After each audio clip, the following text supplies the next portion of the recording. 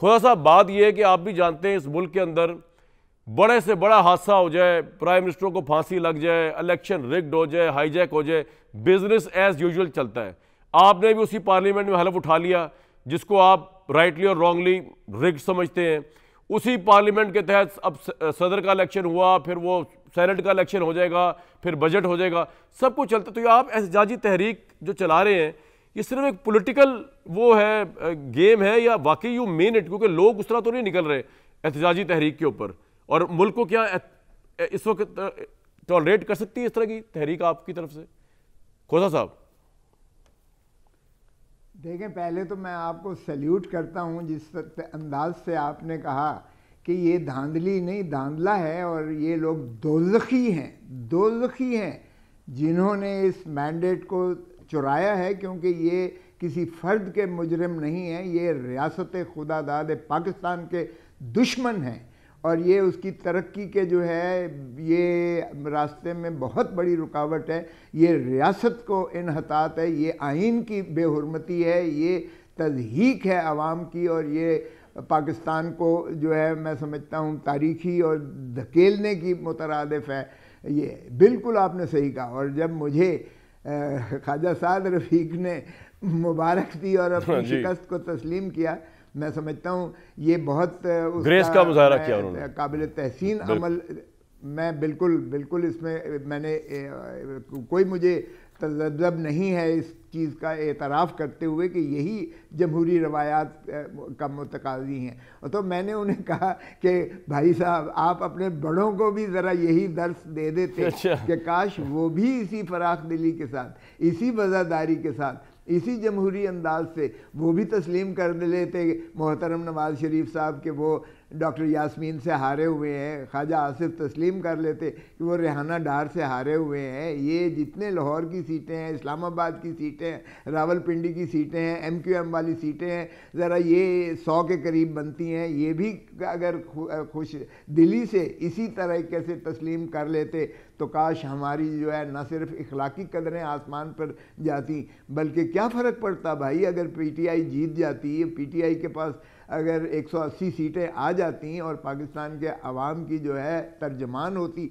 ये पार्लियामान, तो इसमें क्या हर्ज थी? खोसा साहब, लेकिन मैंने जो आपसे आपने बिल्कुल बजा फरमाया, लेकिन मेरा एक सवाल का जो हिस्सा असल था ना वो ये था कि सर यहाँ बिजनेस एज यूजुअल चल रहा है, यहाँ प्राइम मिनिस्टर को फांसी लग जाती है, बिजनेस एज यूजुअल चल रहा है। इलेक्शन रिग्ड भी हुआ हो अगर, तो उसके बाद भी देखे ना आप भी हलफ ले रहे हैं।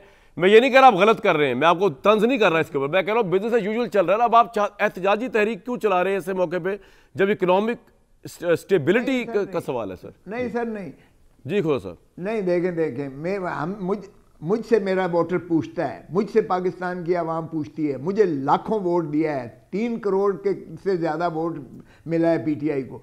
वो पूछते हैं और पूछने में हक बजाने पे कि हमने तो आपको दरिया का यानी वो आग के दरिया को अबूर करके हमने आपको वोट दिया, और हम ढूंढ रहे थे कैंडिडेट को, हम ढूंढ रहे थे आपके सिंबल्स को, हमने तमाम तर खौफ जो है, और हमारा हर घर का बच्चा जो है या बीबी है या माँ है या बहन है या भाई है, वो 9 मई के शाखसाने में जेलों में सड़ रहा है 10-10 महीने से, और 100 केस उसके ऊपर हुआ है। एक केस से वो जो छुटता है तो दूसरे में उसे कर देते हैं। चादर और चार दीवारी को पामाल करते हुए हमारे घर की दरो दीवार को मसला बताऊं खोसा साहब, एक बात बताऊं आपको मैं, आप ये अगर ये मेरी अर्ज सुने, मैं आपको एक प्रैक्टिकल बात बताऊं। आप तो बड़े पुराने सीजन पॉलिटिशियन है।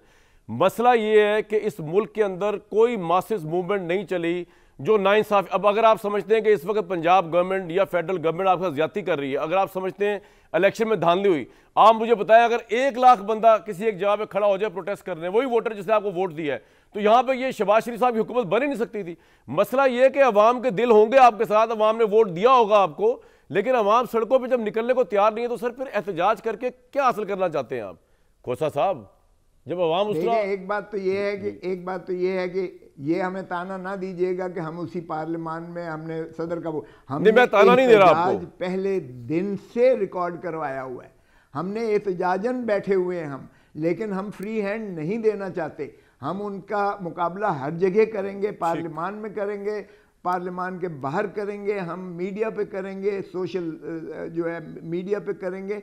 अब सिविल सोसाइटी बहुत आगे चली गई है, सोशल मीडिया बहुत वाइब्रेंट है इस वक्त, और आप देखिएगा इंशाअल्लाह कि जब जिस हुकूमत की मॉरल फाइबर पहले दिन से नहीं होती है, लीगल भी नहीं है और कॉन्स्टिट्यूशनल भी नहीं है, ये डी फैक्टो बदतरीन ये हुक्मरानी कर रहे हैं, फैसिस्ट डिक्टेटरशिप है, ये मार्शल लॉ से भी बदतरीन है ये हुकूमत। और ये हुकूमत, आप माफ़ कीजिएगा, जुल्म की हुकूमत नहीं चलेगी, बेइंसाफ़ी की हुकूमत नहीं चलेगी, कुफ्र की रियासतें चलती हैं। बिल्कुल ठीक है जी, आपने ये पॉइंट आ गया। ज़रूर है लेकिन अंधेर नहीं है। बिल्कुल खोया साहब, बिल्कुल मैं साथ देगा, अंधेर नहीं है सर। अगर कोई पाकिस्तान से वाकई मोहब्बत करता है तो खुदारा ये फ्रॉड करना पाकिस्तान की रियासत से, पाकिस्तान की सियासत से ये बंद कर दे। पॉइंट आ गया सर। और अगर ये डमी गवर्नमेंट है, ये कठपुतली हुकूमत है जो अपना वजीर खजाना नहीं बना सकती, जो अपना वजीर दाखिला नहीं बना सकती है, जो अपना चीफ मिनिस्टर बलूचिस्तान नहीं बना सकती है, जो जिनको सारी बैसाखियाँ बाहर से मिल रही हैं, जो पीडीएम की हुकूमत